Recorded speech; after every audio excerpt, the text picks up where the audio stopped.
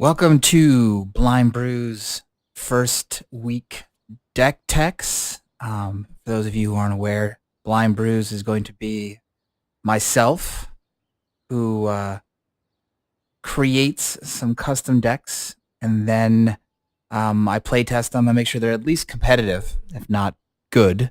Not to say they're tier 1, but we've got little pet decks, something a little silly, a little different. And then I save them. And then our friend, Mr. OldmanAaronG, is going to play him blind. Just going to shuffle him up and play him on Arena. And he's going to see if he can actually win, not having any idea what is in each deck. And without further ado, we'll go ahead and try and jump into the actual deck techs. We got a couple that I'm working on. We were going to do this earlier, so I actually been working on several to the point. And as I came into this meta, we basically have two decks we have to compete with game one. We have to make sure we have answers for Sultai, Krasis decks, the Golgari Sultai Krasis decks, and then the Mono Red. So everything that we build has to have some play against both those decks. And then, of course, we have some others floating around with Nexus and Esper Control and things like that. So I kind of just base everything I decide to do on how to combat those two decks. And the first one up I started was taking advantage of Wilderness Reclamation. That is a freaking overpowered magic card, difficult to deal with. It's an enchantment. Everybody by now is similar, is aware of what it can do.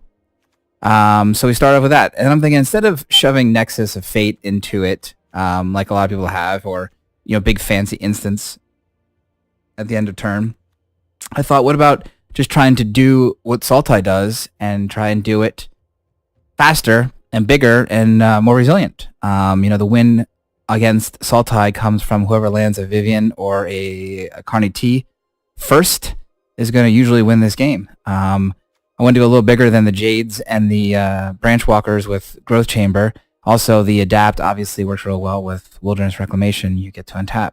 So being able to ramp into these and then be able to untap it into turn and have Frilled Mystic open to, protect Vivian if you don't have any of these other things that are there. Of course, Krasis is just too good not to include. You also have to have some instant speeds, card draw, card selection, that kind of stuff at the end of turn so that you can take use of your Wilderness Reclamation. And then Shalai. A Shalai turn 3 or 4 will turn off your mono red deck. They're almost never equipped to handle a Shalai that early. They either have to have 4 mana and 2/3 damage spells open and an ability to damage you, or they just get so far behind you can come back with some life gain or your creatures. In this deck, everything just grows. You get your card draw from your Growth Chamber Guardian. Incubation Druid is just overperformed in every way. Blink of an eye, in case you do end up running into opponent's Vivian Reed and you don't have an answer right up, or you don't have a Shalai in play, you can blink it end of turn, untap, or end of their turn, untap. Brews Rebuke has also just been fantastic against the different Sultai decks. They're grinding you out with 3/2 and 2/3s and 4/3s and 2/2s and all these little dinky creatures, and just trying to beat you in card selection and card advantage. So being able to just make them pick everything up back into their hand has just won me a ton of games once we get to a little bit of a stalemate. Also, it's good to note that Shalai, it works really good with Wilderness Reclamation, just being able to pump the team, untap, pump the team again, or I've been trying this little growing rights of Itlamok, as one of, it's a hit or miss. Like, it's fine. I don't know if it'd be better used with a different one, but I've been having fun with it, so we're all about enjoying the fun. Being able to untap with this, have a couple creatures, and it's flipped, and end of turn, being able to march with Wilderness Reclamations ends up being a lot of little guys, especially if you have Shalai in play, and you can pump all those little guys up, so you can out life gain the red decks and basically go bigger than the Sultai decks, as they sit, anyways. Your mana base is so good, I just can't not play 3 colors right now in Standard. It's just too much fun. You have shock lands, untap lands. It's just fantastic. And the sideboard in this deck, we don't do a ton of best of 3 games on Arena anymore. A lot of times I'm just testing game 1s, best of 1s for a while. So the sideboards are a little interchangeable. This one's just pretty generic. Entrancing Melody and Mass Manipulation have just been great answers for the Sultai decks, and you can use it in red, although normally it's not even worth it. But they're good for stealing Krasis, stealing the little 2-drops, and big fat walkers and things like that. Cleansing Nova is a get out of jail free card. If you get behind, it's fine to bring in. Reclamation Sage, obvious uses across the board, different Nexus decks or other Wilderness Reclamation decks. Scavengers eats up decks that rely on the graveyard. I've seen some different things like zombies and stuff that has popped up online, and then your standard counterspell sideboard against the straight control decks. It does have pretty good play against a control deck. If you can land a Growth Chamber Guardian on turn 2 and untap with it, you have so many different end of turns protections, things to get away, and then its inherent card draw itself by finding little Growth Chamber buddies as it adapts. So the only little nombo with the deck ends up being if you have these guys in play and you want to use their adaptability, you're shutting off Shalai's pump ability. But honestly, it hasn't really come up much where I've run into a problem on it. So we're gonna go through these quick decks. I'm not gonna play any on this. This is just a tech to show you what the deck's about. I'm hoping that enough people will watch the deck tech and then pick the decks that we want to see or the orders we want to see. Old Man Aaron attempt to play best of 3 in a little arena competitive league. Second one up, one of the ones I started working on first is I jumped into a deck and I really wanted to find a way to use Divine Visitation. A little pet card of mine. I've been trying a lot of different builds, different color combinations, a lot of different ways to try and find a way to put this card into a deck and make it able to compete with mono red. That has been the problem. And this is what I ended up with. I'm not going to say it's a favorite game 1 against mono red, but it's definitely winnable game 1. You do have quite a bit of life gain. You have little fungal infections to get rid of their 2/1s. Dovin is overperformed in almost every game I played. He's gaining you life. He's making little Thopter blockers. He's doing a great job. Binding is great against Sultai game 1, and then the Wrath. This deck really wants to play from behind. You want to gum up the board a little bit with these guys that are kind of what I call board wipe proof creatures. They also block early. They leave little guys behind. They gum up the boards. And then you want to eventually, land your Divine Visitation. And then those guys start becoming, 4/4 flying Vigilant Angels. And then it gets out of hand. The Depose Deploy has just been absolutely bonkers. End of turn against almost any kind of deck, creating 2 1/1 flyers has been strong. And then obviously the little bit of text that people don't pay attention to is that you get 1 life for each creature. If you have 2 or 3 creatures out and you drop at turn 4, you can pick up an extra 6 or 7 life, which puts you a lot of times out of the game 1 burn range of mono red. Some of the little fun, things you can do with this deck is they attacking with some creatures. A lot of times people attack with your Niv Mizzets or your Drakes and stuff, and you have a little 2/1 flyer, one of these guys in play. The fun part is being able to fungal infection your own 2/1, kills them, leaves behind 2 4/4 Vigilant Flyers, being able to eat 2 Drakes a lot of times at instant speed. They usually don't see it coming, and as such, you can snatch it, especially since they tap out a lot of times for to get their 3 instants from the graveyard to bring back their Arclight Phoenix. The worst matchup ends up being a really strong nut draw from Sultai. That ends up just being really tough. I mean, you got to draw into one of your Wraths if that ends up being. They just, with those big fat, 3/2 and 4/3 Explorer creatures, they end up coming in strong and end up eating your face before you can establish your board. Dropping a Dovin after you have nothing on board just to chump isn't what you want to be doing. But it does play well from behind, so you definitely have good game, and then obviously you could draw into your board wipes. Sorry for flinging this around. I don't know if that's distracting or not. It's the first time making a video. Also, we bring on one of Memorial to Glory. People don't pay attention to what lands you have in play with this deck, So a lot of times they're attacking into unfavorable attacks, not paying attention to the fact that you can poop out 2 4/4 Vigilant Angels if this is in play and your board is clear. Once again, you can see the land base is aggressive because it's a 3-color, although we are really just slightly splashing the blue, so there's not a ton of blue in there.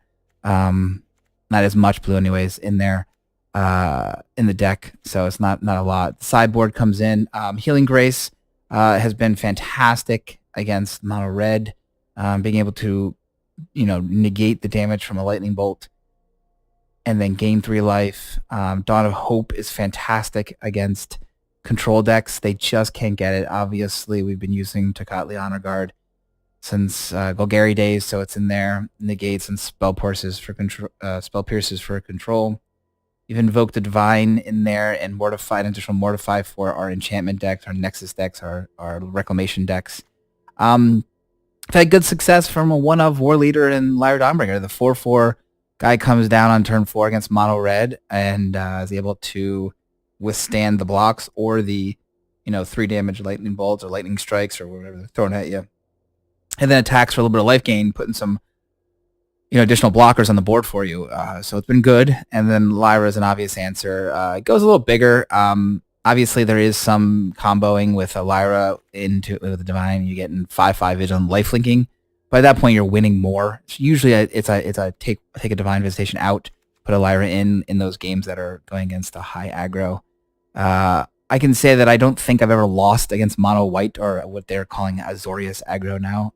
This deck is very, very good against that deck. They just, chump it up and then you just run away with it with your eventual Divine Visitation. Excellent Binding is still really good right now until people start signing in more Thresh and Bronze and Dons and stuff, which they will. But right now you take advantage of it. Legion's Landing, if you can curve Legion's Landing, your Hundred Witness, Legion's Landings, Dusks, these guys early and flip that, it's really hard to lose at that point. And Mortify's in great position now too, with almost every deck, from Experimental Frenzy to, just destroying random creature on Sultai. So the deck has done well, and it's really just a pet deck that I've been working on for a while. This is the iteration that we're going to run through Blind Brews. I think it's going to be fun, at least. We'll see how Aaron can navigate through, because it is a little bit of a weird. We'll see if he sees the the interactions when he actually plays. It'll be quite humorous. Next up, we have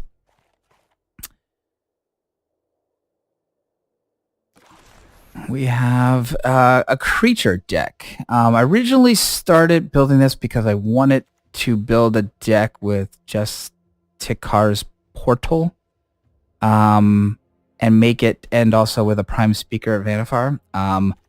So I ended up with 4 of these and 2 of these and 3 of these, and I tried different versions of this. This deck is actually done really well. It has a ton of play. Really, really reliable. Like, you don't miss a lot. Militia Bugler gets everything in the deck besides Frilled Mystic and Shalai. Shalai's in there to pump your little guys, also turn off mono red, but really mono red hasn't really been a bad problem. Night of Autumn's coming in, gaining life. The quenches early on were blowouts, but what I've been finding is more people are playing around Spell Pierce, which obviously means they're also playing around Quench, so it hasn't been as reliable. I still keep a 2 of in there because it has saved me against 5-drop Vivian Reed. Once you have your 3-drop down and they go to untap, you can on turn 5 you can quench out their opponent's Vivian Reed when they go to drop it. The Trostanis, Frilled Mystic. I mean, your idea here is just to tempo them out as much as possible. We're bouncing stuff. We're going to getting lands. We're exiling things with deputies. Killing enchantments if we need them. Countering spells. We're going to get stuff. The deck just plays out. In fact, this is probably the most fun deck of anything I've built. Just pure joy because everything does something silly. And there's just a great feeling when somebody goes to cast that big spell out and you only have 2 open mana. White and a green open mana, and you got a Frilled Mystic in play, and they're going to drop their Teferi in turn 5, and you can blink your Frilled Mystic to counter the Teferi, or blink anything. You blink your Militia Bugler and then just get any creature in your deck, or you blink your Deputy of Detention to get the better target than the first one that you went after, or kill that second enchantment, or gain life at instant speed. Just a lot of joy. Merfolk Trickster has actually been great as well. I started off with none. I went into 1, 2, 3, and got to 4 at one point. However, I find that 2 ends up being about the perfect number. I like being able to go dig one up and have one. I like being able to turn off Phoenixes, Adanto Vanguards, things like that end up being really valuable because you don't really have a ton of removal. You're really just trying to tempo these people out, end of turn, being able to turn forward, end of turn, and then drop your Tristani and attack with your beefed up teams. But ultimately, you can cut a little bit on the lands. You are running for land or else. You want to get them down. You get your merfolks. Branchwalker has tried and true, just a great clock. Evens your draws out. We all know how good Vivian Reed has been. So there's no real surprises. It's really just a full creature deck with a lot of enter the battlefield effects where you can blink and get some additional value out of it. Just straight tempo. Play against both the big dogs. And you can see here we spread pretty evenly the land base. Green is your most important. I even have some Guildgates in there just to pick up for the district guide. So I like making sure I have my 2 green, my 2 blue all the time for my frillies. I don't want to ever not be able to cast those guys, so I'd be able to dig them up.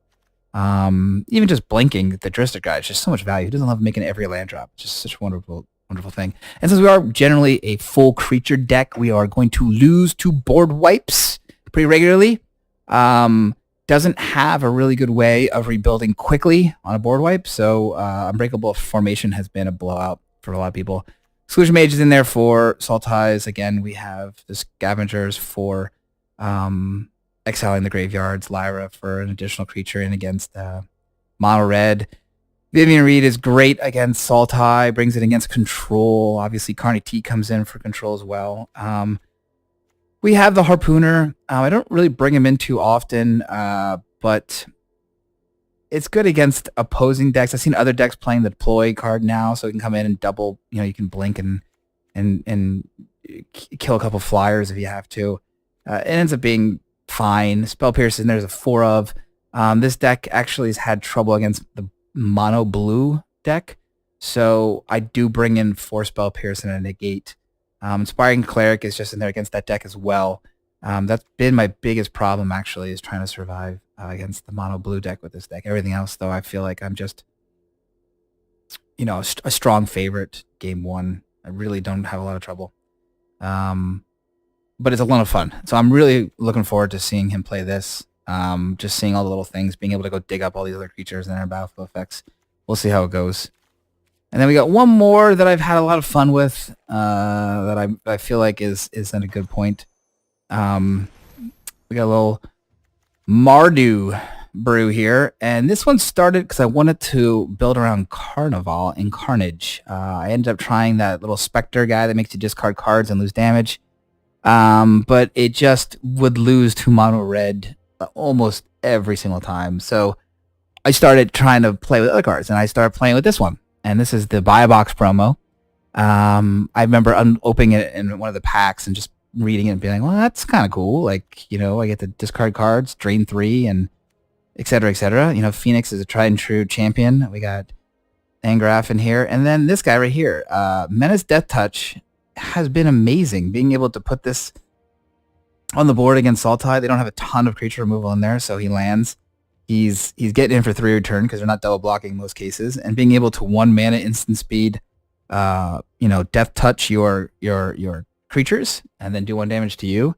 On top of that, Fiery Cannon becomes a board wipe at that point, or if they're both in play, becomes a board wipe / gain a ton of life. Mortify again to get against the Reclamation decks. Treasure Map. Really just smooth. There's no card draw, as you can see, so it smooths out your draws. It draws you a little bit of cards. It's easy to side out if you need there. You have the shocks, the lightning strikes, the bane fires. They get you Death Touch plus lifelink if these guys are in play.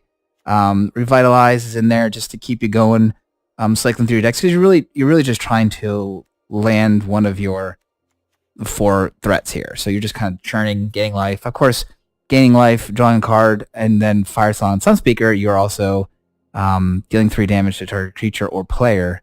It ends up being pretty good. Draw a card, gain 3 life, do 3 damage to any target. Sure, I'll take it. Lightning Strike, obvious reasons why it's in there. Lands were splashing white, so very light on the white, or lighter in the white, black, red. Your normal, as we go down, you can see just again, just fantastic mana base and standard, so it's easy to justify 3 colors everywhere. Duresses, control deck, Moment of Cravings, mono red. Lava Coils is Drakes and Sultai, bring them in. Plague Crafters against Sultais, you got to find a way to deal with those Carnage Tyrants if they land. Although Fiery Cannonade and Pestilence Spirits does deal with them. So there's other ways. Vraska's Contempts against everything that's got anything in it. I don't know. It's always wonderful being able to fairy and kill anything that ends up getting, Walker gets too big. Eldest Reborn again for Carnage Tyrants. So that ends up being what this deck is the weakest to. This is probably out of the 4 the weakest deck to Sultai. Once they get to turn like 8 or 9, they're playing playing on top deck, and they land a Krasis for 6. Short of being able to Banefire him out, or it's nice to be able to take control of it with Angrath, but you're so far behind. I mean, that deck is just very, very good, obviously. So, I have him in there for the answers for those things as well. But this deck has been funny. It is swingy. I don't think it's the best deck out of all of the ones, but it certainly is funny, when people are reading the cards as you play them, because they don't know what any of this stuff does. Banefire with a Firesong and Sunspeaker out is, you hit him for 8, you drain 8. It's fantastic. Lifelink, get your life totals back up. It's a lot of fun. All the decks are a lot of fun. They're all a little different. They're all a little out there. I don't want him playing something that's just straight, 1 drop, 2 drop, 3 drop, 4 drop, paint by the numbers kind of thing. So hopefully enough people watch the Blind Brews deck techs. They pick out which deck we want to play, and OldmanAaronG, just to see if he can actually win some games with him. That'll be the fun. So we'll find out, I guess, on Sunday. I'll see you guys then.